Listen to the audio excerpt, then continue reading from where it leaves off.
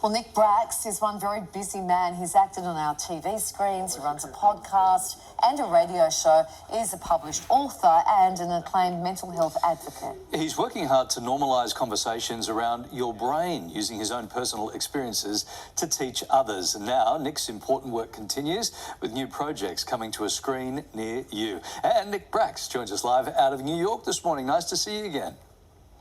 Great to see you guys. Hi, Mate, you finished on Neighbours about 7 years ago, but you're going back into TV, right? I am. I've been, since I've been living in New York, I came up with the TV series idea, and it's been a very, long, slow process, but we're getting closer to getting that made. So that's been, a really interesting thing to dive into. So you're passionate about giving people tools to access mental health resources, including one that provides help inside the home. What's that, Nick? Yeah, so we're building out a whole lot of different mental health resources.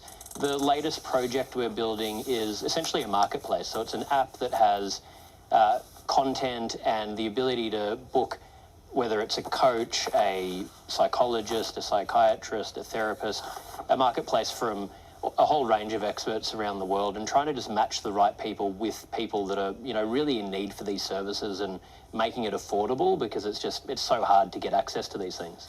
Hey, Nick, we all know the stats are horrible on this. 1 in 5 Australians aged 16 to 85 have experienced a mental disorder.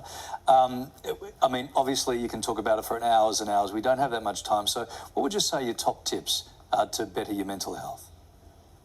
Yeah, it's a huge issue, but top tips would be, number one, reaching out to someone, always putting your hand up and asking for help wherever that is, even if it's going online and just Googling where to find a free mental health helpline. Exercise is a huge one. That's been the biggest for me.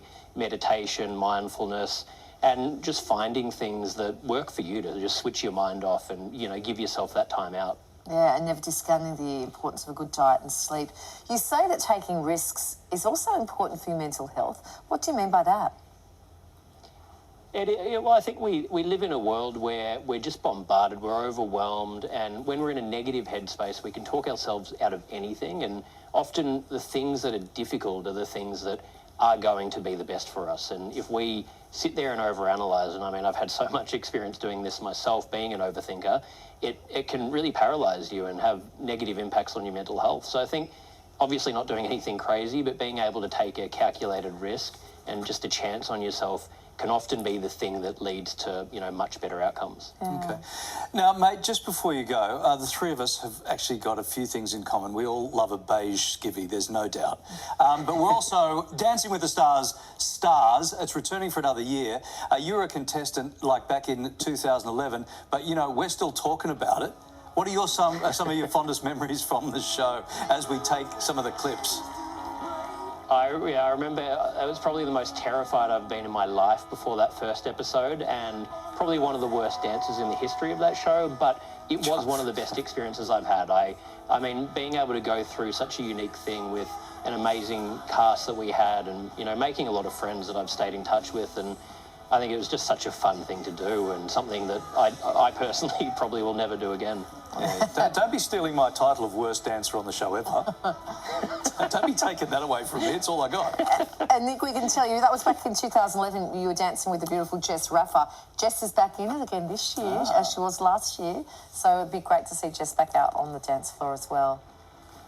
Absolutely. Yeah, she's beautiful. Hey, Nick, Nick, before you go, and the good news is when you come back on the show in 10 years' time, we're still going to ask you about it. That's what we do.